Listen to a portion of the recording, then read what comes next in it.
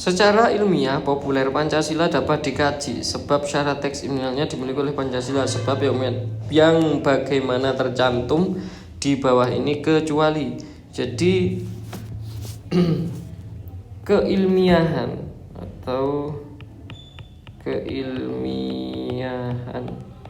Pancasila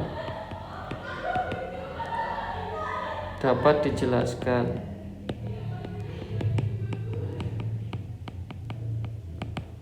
dengan keilmiahan Pancasila itu dapat dijelaskan dengan kita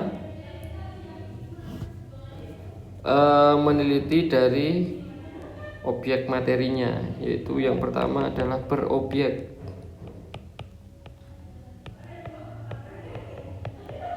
Yang kedua adalah kita tahu metodenya atau bermetode. Yang ketiga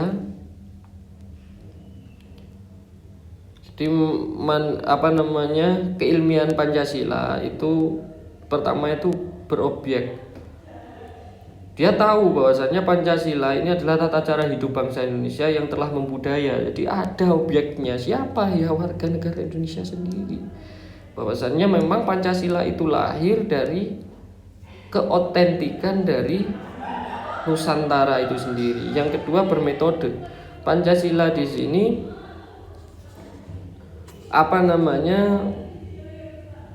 sudah sesuai dengan metode yang ada.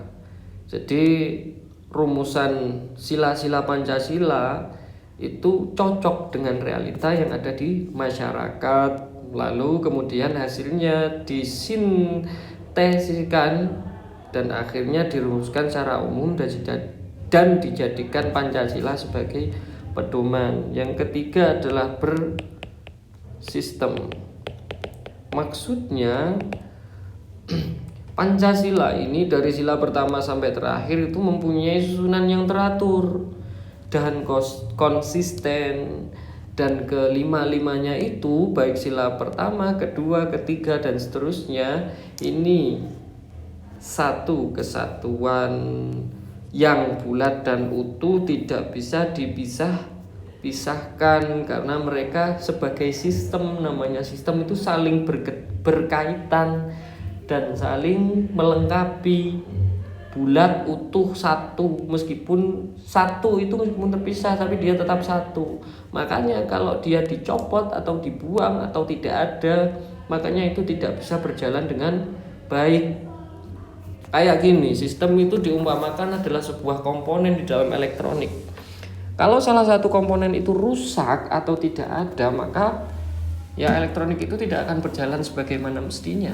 Seperti itu. HP kalau tidak ada apa, pasti kan dia akan mati dan seterusnya. Dan yang terakhir adalah bersifat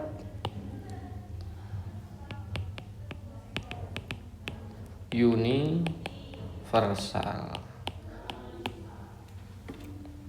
Maksudnya sila-sila yang ada di dalam Pancasila itu yakin dan sangat valid, benar-benar sesuai dengan kenyataan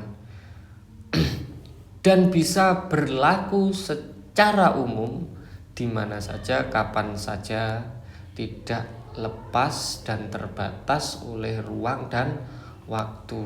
Kalau kita ngomong sila pertama baik di Indonesia dan lain sebagainya itu sama. Jadi memang itu lahir di wilayah manapun di Indonesia, nilai-nilai Pancasila itu pasti sudah dijalankan oleh masyarakat di Indonesia, bahkan sebelum ada nama Pancasila itu sendiri.